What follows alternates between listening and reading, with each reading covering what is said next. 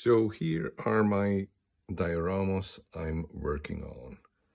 That's the first one, that's a small one, nscale. Then we go over to a bigger one, but it's also nscale, and this is probably 80% finished. It's a US diorama, as you can see here on the street. We have some canoes in the river, and soon there is a big boy crossing this bridge. And the newest edition is right here. I'm working on that right now, and this one is set scale. This will go into a wine box.